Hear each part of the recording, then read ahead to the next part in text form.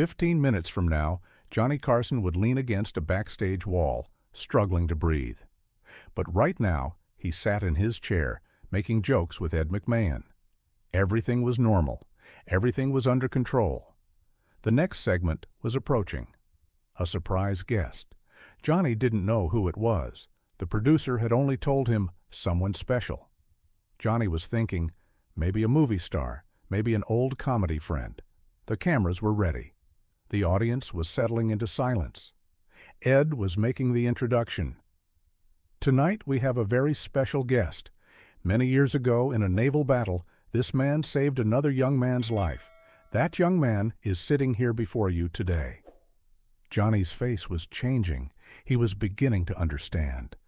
No, it couldn't be. It wasn't possible. But the curtain was opening, and the man was there. After 42 years. And Johnny Carson, for the first time, didn't know what to say. Because that man was the one Johnny had never found, never thanked, never forgotten. And now the camera was capturing both of them. Johnny was standing, trying to take a step, but his legs were trembling. And then the tears came. The Tuesday evening of April 14th, 1987, had unfolded like thousands before it. Studio One at NBC Burbank carried the familiar atmosphere of controlled entertainment, the well-oiled machine of The Tonight Show executing its nightly ritual with precision. Johnny Carson, now 61 years old, had perfected this routine over 25 years. He knew every camera angle, every lighting cue, every subtle shift in audience energy. He was the master of his domain, the man who made spontaneity look effortless while controlling every variable with surgical precision. Behind that control lay a lifetime of careful emotional management. Johnny Carson didn't cry. This wasn't merely a professional choice, but a core element of his identity, forged in the harsh plains of Nebraska, where men learned early that emotions were private currency, not to be spent publicly. His mother Ruth had taught him that tears were weakness, that vulnerability invited contempt. The Navy had reinforced this lesson during World War II, where young men learned to swallow their fears and carry their dead without breaking. And 30 years of television had cemented it into absolute law. The audience came to escape their pain, not to witness his. But 42 years is a long time to carry a debt, especially one written in blood and salt water. The story began on a September night in 1945 in the waters off Okinawa. Ensign John Carson was 19 years old, serving aboard the USS Pennsylvania, a battleship that had survived Pearl Harbor only to find itself in the grinding final months of the Pacific War. The Pennsylvania had been struck by an aerial torpedo, and the explosion had torn through the aft section, killing 11 men instantly and trapping dozens more below deck as water rushed into the compartments with terrifying speed. Johnny had been in one of those compartments.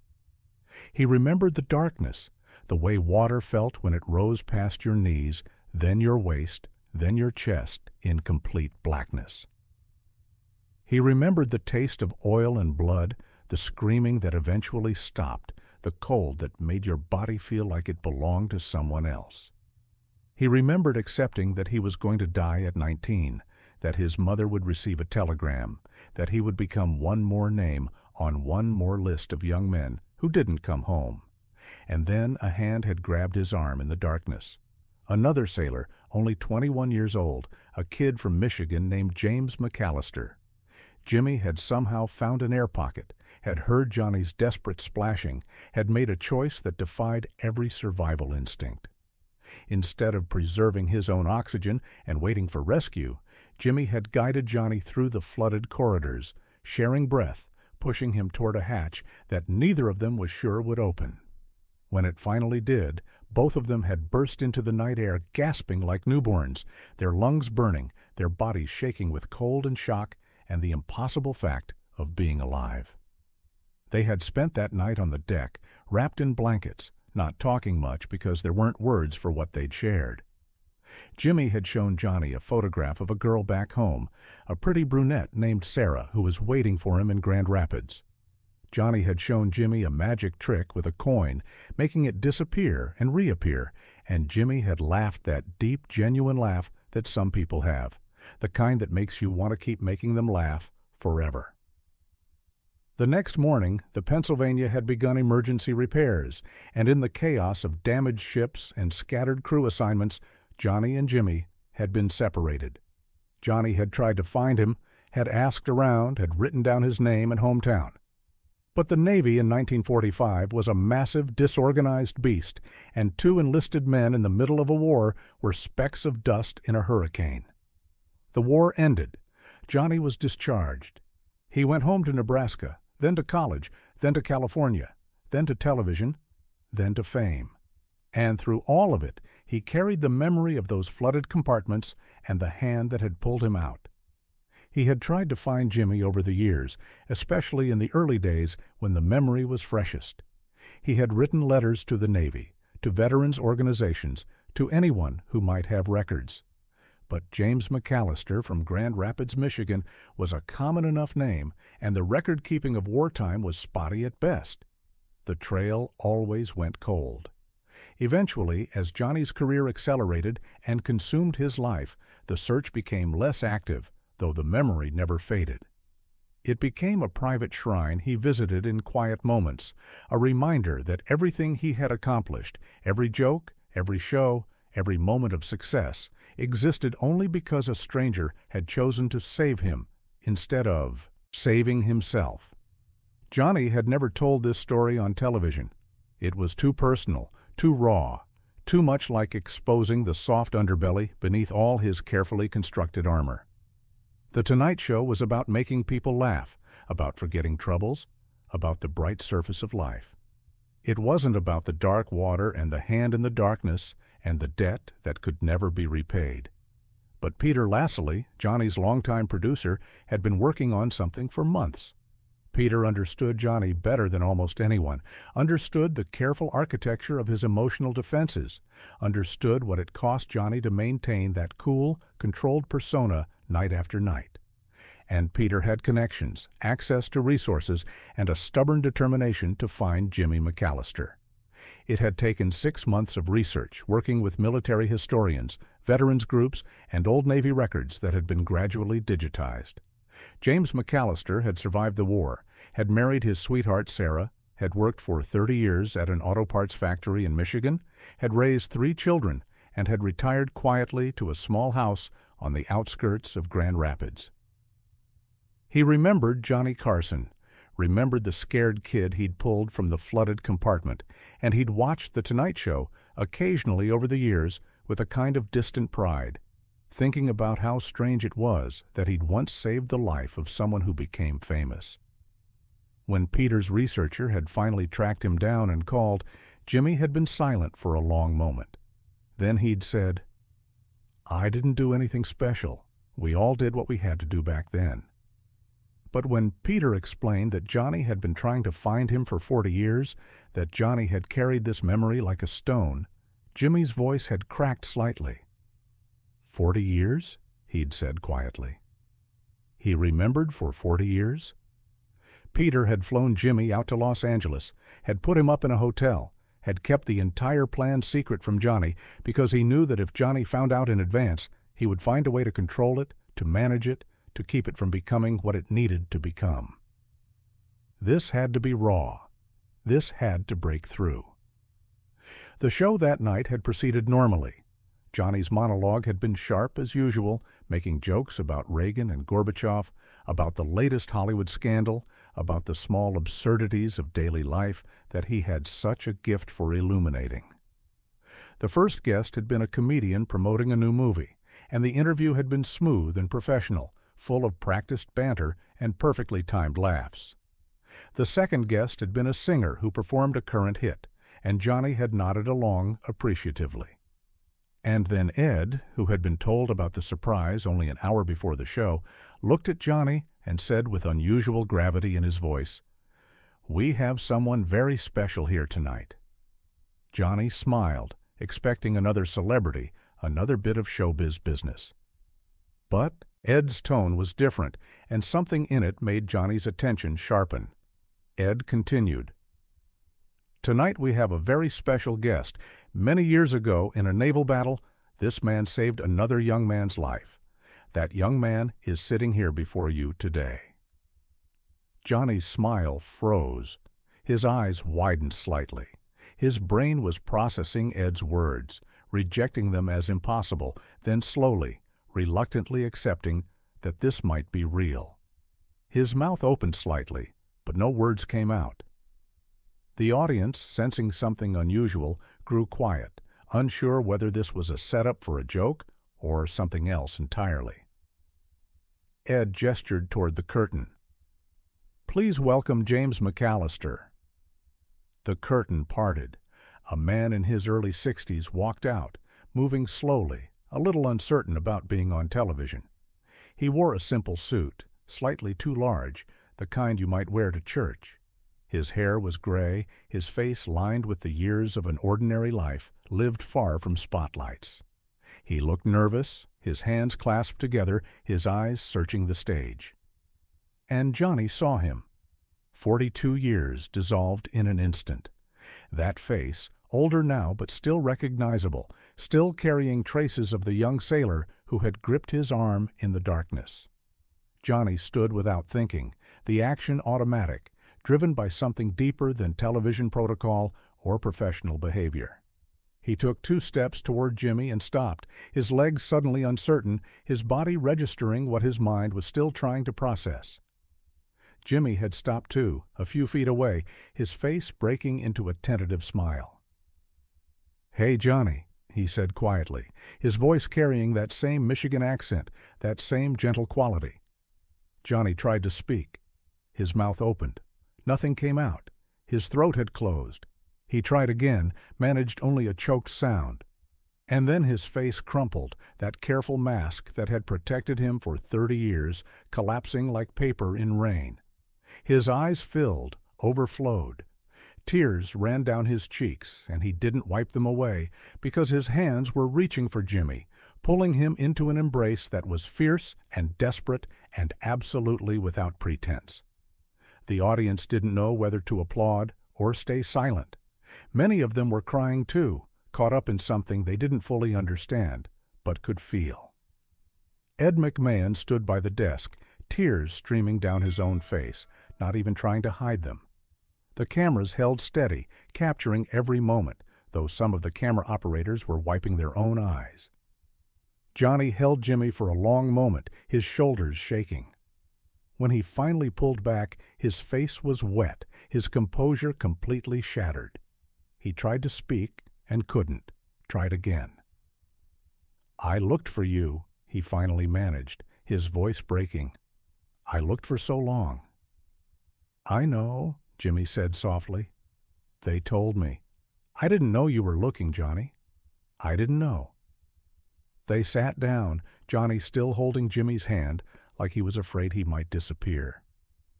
The interview that followed was unlike anything that had ever aired on The Tonight Show. There was no practiced banter, no smooth transitions, no control. Johnny asked questions through tears, his voice unsteady, sometimes stopping mid-sentence to collect himself. Jimmy told the story of that night, his voice quiet but clear, describing the darkness, the water, the choice he'd made to go back for someone he barely knew. "Why did you do it?" Johnny asked, the question he'd been carrying for 42 years. "You could have saved yourself. Why did you risk it?" Jimmy looked at him with genuine surprise, as if the question itself was strange. "Because you were there," he said simply. "Because I heard you. How could I not?" Johnny broke down again, his head dropping, his shoulders shaking with sobs that seemed to come from somewhere very deep, some place he'd locked away for decades. The audience sat in complete silence, bearing witness to something that transcended entertainment, that touched something fundamental about human connection and debt and gratitude, and the way some moments mark us forever. When the show finally went to commercial, Johnny didn't compose himself. He sat there with Jimmy, still holding his hand, still crying, not caring that millions had just watched him completely lose control. Peter Lassley approached cautiously, concerned he might have pushed too far, but Johnny just looked up at him and nodded, unable to speak, his face expressing something like relief, mixed with exhaustion, mixed with a gratitude too large for words. 15 minutes later, as promised by the opening flash forward, Johnny leaned against a backstage wall, struggling to breathe, not from panic, but from the enormous release of carrying something heavy for so long, and finally being able to set it down. Jimmy stood beside him, a hand on his shoulder, two old sailors who had survived darkness together and found each other again in the light. The media coverage the next day was unprecedented. Every major newspaper ran the story. The footage was replayed on news broadcasts across the country. But more than that, something shifted in how America saw Johnny Carson. They had always loved him, had trusted him, had invited him into their homes every night. But they had loved the performance, the wit, the control. Now they saw something else. The man who could break, who carried wounds and debts, who was capable of vulnerability so profound it hurt to watch. Letters poured in by the thousands. Veterans writing about their own war stories, about friends they'd lost or saved or never found.